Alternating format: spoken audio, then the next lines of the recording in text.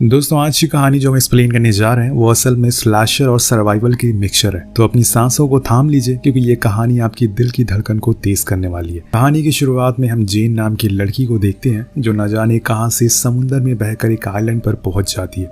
शायद वो किसी शिप में या फिर किसी प्लेन में ट्रैवल कर रही होगी जो यहाँ पर क्रैश हो गया।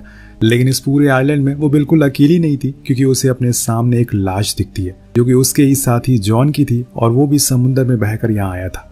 अब उसे देखकर जेन को लगता है कि शायद वो अभी जिंदा है, लेकिन जब वो उसके पास जाती है तो उसे पता चलता है कि वो तो कब का मर चुका है।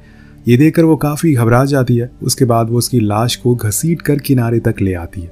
वहां उसे एक साइड में रखकर कुछ खाने का सामान ढूंढने के लिए निकल जाती है, पर दूर दूर तक उसे कुछ भी दिखाई नहीं दे रहा था। ये जगह इतनी सुनसान थी कि उसे अब डर लगने लगता है। वो फैसला करती है कि वो अब आइलैंड की और अंदर जाने की कोशिश करेगी, क्या पता उसे वहां कुछ मिल जाए। तभी उसे एक पेड़ पर एक झोला लटका हुआ मिलता है जिसके अंदर देखने पर उसे बहुत सी चीजें मिलती है, जिसमें एक मेडिसिन भी थी जिसकी डेट 1999 थी, यानी कि यहाँ पर उससे पहले भी कोई आया था या फंसा था और उसका सामान यहीं छूट गया।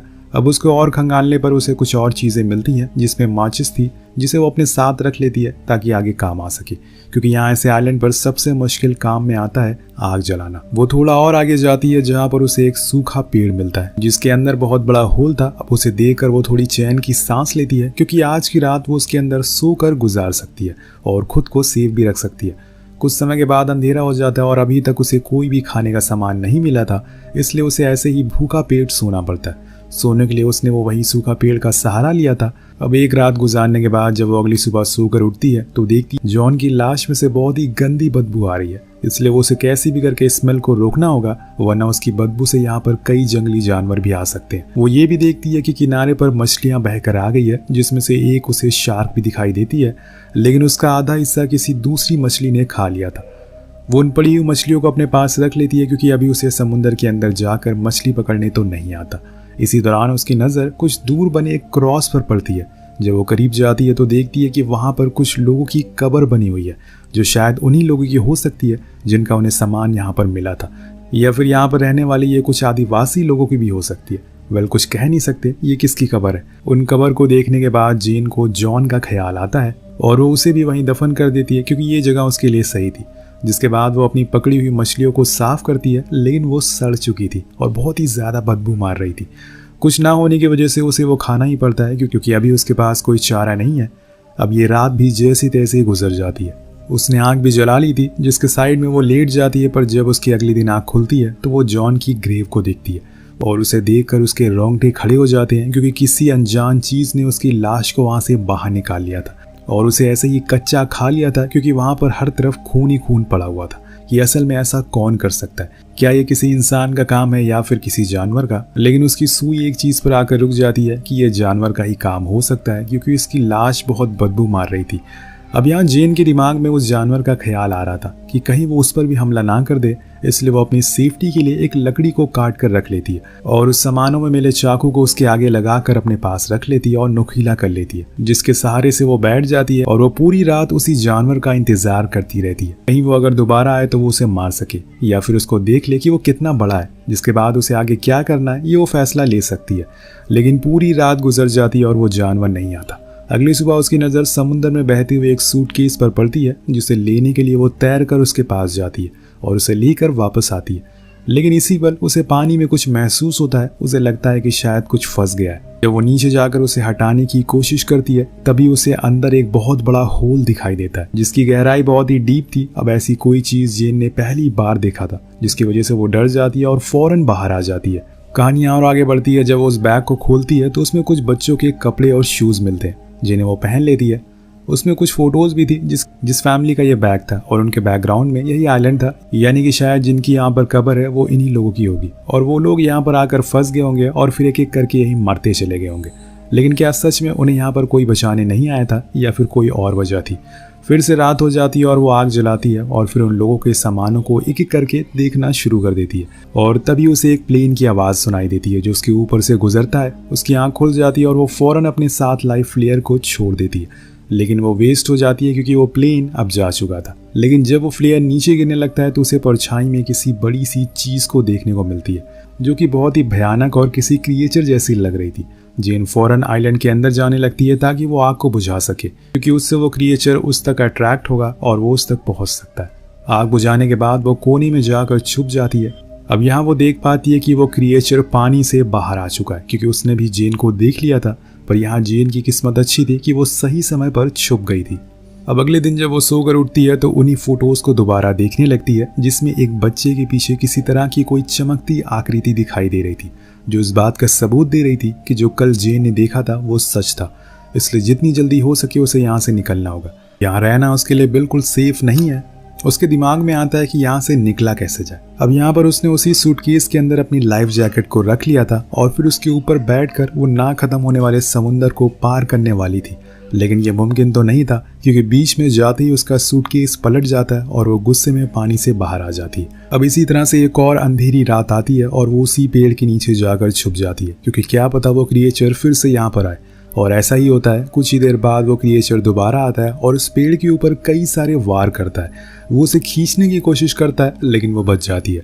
अगले दिन जब वो सोकर उठती है तो देखती है कि उसने तो पेड़ की धज्जियां उड़ा दी है और उसे समझ आ जाता है कि ये क्रिएचर कितना ताकतवर और खतरनाक है और अब ये पेड़ बिल्कुल सोने लायक नहीं बचा है। इसलिए वो आज रात के लिए कुछ और आइडिया निकालती है। उसने कुछ मछलियों को चारा बनाकर एक बड़ी सी मछली को पकड़ लिया है और फिर वो उस मछली को पेड़ पर लटका देती है, ताकि अगर आज वो यहाँ पर आए तो उस मछली को खाकर यहाँ से चला जाए। और ऐसा ही होता है। वो आता है और उस मछली को खाकर चुपचाप चला जाता है। और अगले दिन जब जेन सोकर उठती है तो देखती है कि वहां पर कोई भी मछली नहीं है, लेकिन तभी उसे समुंदर में उसके ही साथी की कटी हुई लाश मिलती है, जो कि सड़ चुकी थी।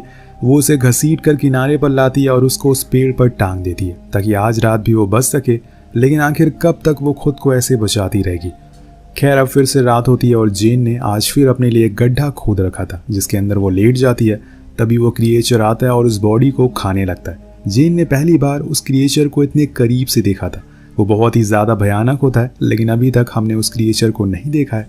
पर जेन को देखकर लगता है कि वो उस चीज़ को देखकर बहुत ज़्यादा सहमी हुई है। तभी वो उसके ऊपर से गुजरता है और जेन उसके पैर को देख लेती है, लेकिन वो चुपचाप लेटी रहती है बिना कुछ आवाज़ करे। अब अगले दिनों से उसकी हाइट का अंदाज़ा हो चुका था, इसलिए वो अपने लिए एक झूला बनाती है ताकि वो उस तक पहुंच ना सके। उसने दो पेड़ों के बीच में एक बड़े से कपड़े को बांध दिया था और आज रात वो उस पर ही गुजारने वाली है। लेकिन आज वो अपनी मौत को बहुत करीब से देखने वाली है, क्योंकि जब इस रात वो आता है तो वो जेन के झूले को देख लेता है। जब वो उसके करीब नहीं पहुंच पाता तो उस पेड़ को ही उखाड़ना शुरू कर देता है, जिससे जेन जमीन पर गिर जाती है और वो पूरी ताकत लगाकर यहाँ से भागना शुरू करती है। लेकिन वो फिर भी उसे पकड़ लेता है और अपने घर यानी कि पानी में ले जाने की कोशिश करता है। वो उसे बार बार पटकता है, लेकिन सही मौके पर जेन उसके शरीर में अपना बनाया हुआ हथियार घुसा देती है, जिससे वो उसे छोड़कर भाग जाता है। अब इसी तरह से एक और सुबह आती है। जेन अपने पैर पर हुए जख्म को देखती है, जो बहुत तकलीफ दे रहा था। लेकिन तभी यहाँ उसे एक लाइफ बोट दिखती है जो उसकी तरफ आ रही थी। उसमें उसके दो दोस्त थे जो कि उस क्रैश प्लेन के बाद जिंदा बच गए थे। अब उन्हें देखकर जेन बहुत ज्यादा खुश होती है, उन्हें गले से लगा लेती है, क्योंकि कोई तो यहाँ पर आया उसके सहारे के लिए, वरना वो यहाँ पर अकेली ही फंसी हुई थी। और उन्हें देखकर उसे बहुत ज्यादा हिम्मत मिलती है। वो उन्हें कुछ खाने को देती है और फिर उन्हें उस क्रिएचर के बारे में बताती है और कहती है कि हमें उस बोट से वापस जाना चाहिए। जब तक हम इस आइलैंड पर रहेंगे हमारी जान के लिए खतरा है। लेकिन उसके दोस्त नहीं मानते और कहते हैं कि हमने इस समुद्र में भटकते हुए बहुत समय निकाल दिया, तब जाकर हम इस आइलैंड पर पहुंच पाए, वो भी भूखे प्यासे। इतनी मुश्किलों के बाद हम दोबारा समुद्र में तो नहीं जाएंगे। तब जेन उन्हें वो फोटोज भी दिखाती है जिसके पीछे वो क्रिएचर था, लेकिन वो फिर भी उसकी बात मानने को तैयार नहीं थे। दिन जेन के दिमाग में एक आइडिया आता है, क्यों ना वो उनकी बोट को लेकर यहाँ से भाग जाए। जब वो दोनों दूर एक साथ बैठे रहते हैं तो वो उनकी बोट को पानी में उतारने लगती है, लेकिन इतने में उसका दोस्त उसे देख लेता है और एलिस उस पर हमला कर देती है, जिससे वो वहीं बेहोश हो जाती है। जब उसकी आंख खुलती है तो वो देखती है कि उसके हाथ पैर बंधे हुए हैं और अब तो रात भी हो चुकी है और ऐसे खुले में बैठने का हश्र उसे पता था कि उसकी मौत है। इसलिए वो उनसे कहती है कि मेरे हाथ खोल दो और फौरन आइलैंड के और अंदर जाओ। लेकिन वो उसकी कहाँ सुनने वाले थे। पर कुछ ही देर बाद उन्हें समझ आ जाता है कि उन्होंने क्या गलती कर दी है। जब एलिस वॉक के लिए आइलैंड के किनारे पर जाती है तभी वो क्रिएचर बिना कुछ आवाज करे उसे पानी के अंदर उठा ले जाता है। उसकी चीख सुनकर क्रिश्चियन फौरन भागते हुए एक पेड़ पर चढ़ जाता है, पर उस क्रिएचर को तो आज का खाना मिल चुका था, इसलिए वो वापस नहीं आता। अगली सुबह जब जेन की आंख खुलती है तो वो देखती है कि क्रिश्चियन डर के मारे अभी भी पेड़ पर चढ़ा हुआ है, क्योंकि वो बहुत ज़्यादा डर चुका था। वो उसे समझाती है कि वो क्रिएचर सिर्फ रात में ही पानी से बाहर आता है, इसलिए तुम्हें फौरन नीचे आना होगा, क्योंकि अब हम यहाँ से जितनी जल्दी हो सके निकलने वाले। अब उसके साथी को उसकी बात समझ में आ जाती है, इसलिए क्रिश्चियन भी मान जाता है और सभी सामानों को इकट्ठा कर लेता है, जिसमें कुछ खाने पीने का भी सामान था। जिसके बाद वो उस बोट को पानी में उतारते हैं, पर उसमें जेन को खून के धब्बे दिखाई देते हैं जो किसी इंसान के थे, जिसे देखकर उसके दिमाग में ख्याल आता है कि कहीं ये दोनों ने किसी इंसान को तो नहीं खा लिया है खुद को जिंदा रखने के लिए। पर वो उसे इग्नोर करती है और आगे बढ़ती है। लेकिन यहाँ लूकस को फिर से वो क्रिएचर पानी के नीचे दिख जाता है जो उनकी बोट के पास ही घूम रहा था। वो उसे देखकर डर जाता है और चिल्लाना शुरू करता है, लेकिन इतने में वो क्रिएचर बोट के ऊपर आ जाता है और जेन को खींचकर पानी के नीचे ले जाता है। अब यहाँ हम उस क्रिएचर की पूरी झलक देख पाते हैं जो किसी इंसान की तरह ही था। यहाँ जेन अपने पास रखे चाकू से उस पर लगातार वार करना शुरू कर दिए, जिससे वो उसे छोड़ देता है। लेकिन इतने में क्रिश्चियन भी नीचे जाता है और जेन को बचाने के लिए, और इसी का फायदा उठाकर वो उस पर हमला कर देता है और फिर उसे अपने घर यानी कि उस बड़े से होल में ले जाता है। और इसी होल को जेन ने कहानी की शुरुआत में देखा था। इसी होल से वो क्रिएचर हर रात बाहर आता है और ये क्रिएचर जमीन और पानी दोनों में जिंदा रह सकता है। अब जेन सबसे पहले तो तैर कर वापस उसी आइलैंड पर आती है जहां से उसने शुरुआत की थी। इतने दिन गुजारे थे, पर उन दोनों के जाने से वो बहुत ज्यादा दुखी होती है क्योंकि अब वो फिर से अकेली पड़ गई है। कम से कम उनके होने से उसे हिम्मत तो मिल रही थी, लेकिन इतनी दिनों में उसे एक बात तो समझ आ गई है, तो उसे उस क्रिएचर से लड़ना होगा, उसे मारना भी होगा, तभी वो यहाँ से बाहर निकल पाएगी। इसलिए वो एक ट्रैप बनाने का सोचती है, जिसके लिए वो सबसे पहले तो कुछ लकड़ियों को नुकीला करती है क्योंकि इससे वो खुद को सेफ रख पाएगी।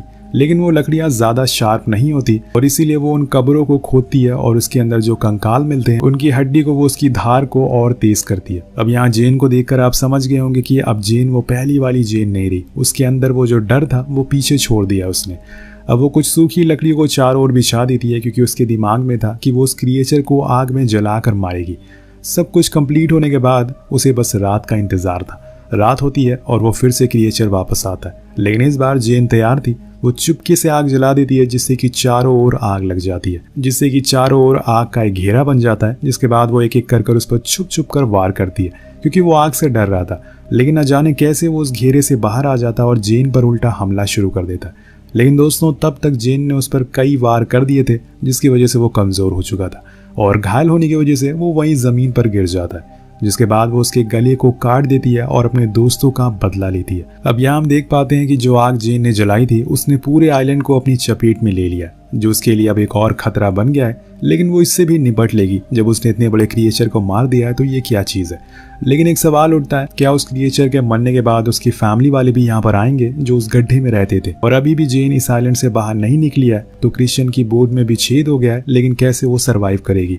और इन सब सवालों का जवाब हमें अगले पार्ट में देखने को मिलेगा। इसी के साथ ये कहानी का अंत हो जाता है। मिलते हैं अगली वीडियो में। Peace out.